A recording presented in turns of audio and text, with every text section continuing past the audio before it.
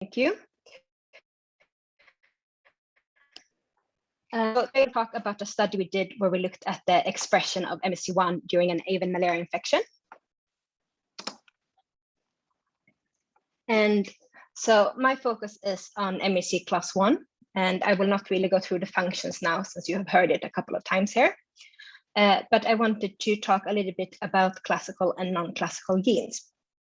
So classical MHC genes are the ones that codes for molecules that have a well-known function in the immune system, where the MHC molecule presents peptides to a T cell. And these molecules have very high diversity, and normally, so at least some of the genes have high expression as well.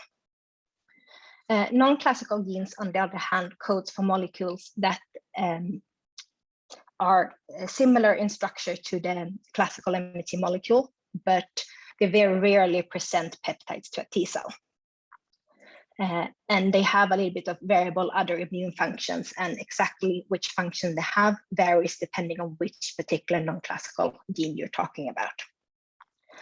But what they have in common is that they have low diversity, and normally they also have very low expression level, or they can have very specific tissue expression. And I have been working this case with the Eurasian siskin. So we started out by characterization so we started out by characterizing MHC in 14 individuals using both genomic DNA and cDNA, because we wanted to get at both the number of alleles that were in the genome and the number of alleles that were expressed. And the measurements that we have been using gives us exon 3 alleles. As Emily mentioned, we don't have locus-specific primers. And what we found out was that on average, the siskins had 11 MHC alleles, where the maximum number was 13 and the minimum number was 6. And siskins expressed quite a large proportion of their genes, so 97% of the alleles were expressed. So basically, all alleles were expressed in all individuals.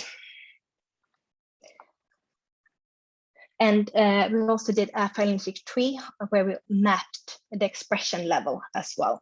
So we determined the expression level of the alleles as either being highly expressed, which is the green dots, or low expression, which is the purple dots. And then we found one particular group, this one here, which had a high booster support and only contained alleles with low diversity and low expression. So we think these could be putatively non-classical alleles. So the next thing we wanted to look at was how is MHC-I expressed throughout an infection. So we did an experimental infection of siskins, where we used avian malaria. So the questions we wanted to look at was, is MHC down or upregulated? Does the expression of classical and non-classical differ? And then we also want to look at, does the total number of expressed alleles play a role? So the setup we used was that we had 9 individuals that were infected with SGS1, which is a plasmodium strain of avian malaria. And this one caused severe disease. And then we also had 5 control individuals. And the acute phase of the malaria infection takes place in the red blood cells. And since we also wanted to be able to follow the same individual throughout the infection, we chose to focus in on how MHC is expressed in blood.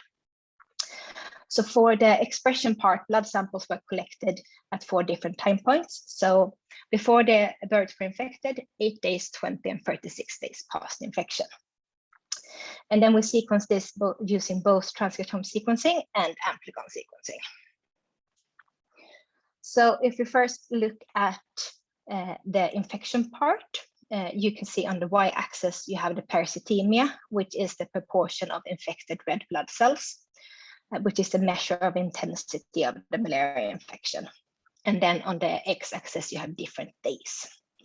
And what you can see is that some of these individuals reach quite high parasitemia, so above 75%.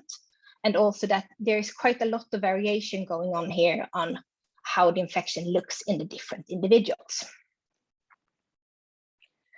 So we then wanted to determine the MHC-I expression. And as you have heard, it's a bit difficult to assemble the MHC region in transcriptomes, especially if you use short sequence reads. So what we did was that we combined the amplicon data, where it's quite easy to determine the sequence or the alleles, with the transcriptome. So we had a de novo transcriptome from which we removed all exon 3 alleles and instead replaced them with our amplicon alleles. So that way we created a unique transcriptome for each individual.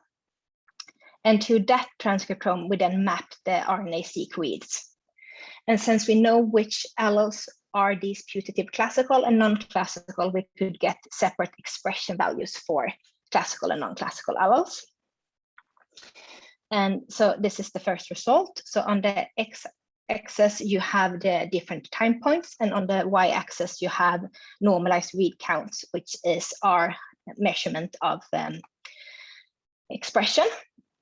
And then the blue lines are the uninfected individuals, the green lines are the infected individuals, the circles are classical alleles, and the squares are non-classical alleles.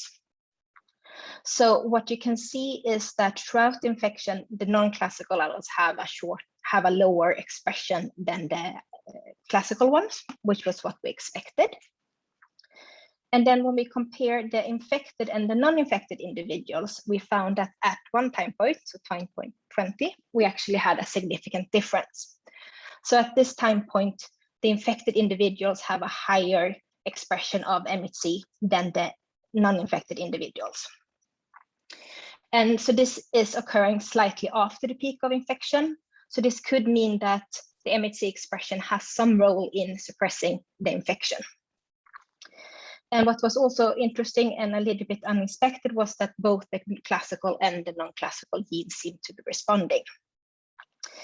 And one explanation for this could be that the non-classical gene has some sort of function in trying to decrease the malaria infection, or it could also be because of how these genes are organized within the genome, so that if the classical genes are increased in their expression level, that kind of drags along the non-classical as well. And we need to look into this a little bit more to determine what is the actual role of the non-classical ones here. So then we also wanted to look at the total number of expressed MHC alleles. And we wanted to see if that had any effect on the peak parasitemia. So for this part, we only used the number of alleles expressed in the infected individuals.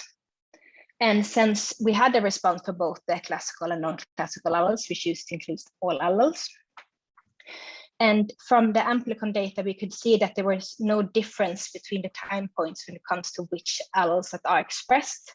So even though we don't have an MHC data from exactly the time point of the peak, we can still use the number of alleles. So what you see here is the peak parasitemia on the y-axis and the number of expressed alleles on the x-axis. And then you can see that it's a quite clear negative correlation here, so that the higher number of MHC genes that you express, the lower is your peak parasitemia. So we think this could be because if you express a higher number of MHC genes, you can also present more peptides, which could then lead to lower level of the intensity of the infection. So to summarize this up, we saw that there was a low upregulation of MHC-I at one time point, day 20, which happened after the peak. And interestingly enough, we saw that both the classical and the non-classical alleles were responding. And we need to look into this a little bit more to figure out exactly which function these have. And we also saw that if you had a higher number of expressed alleles, this would lead to a lower peak parasitemia. So I just wanted to end by thanking all the people that has been involved in this project, and thank you all very much for listening.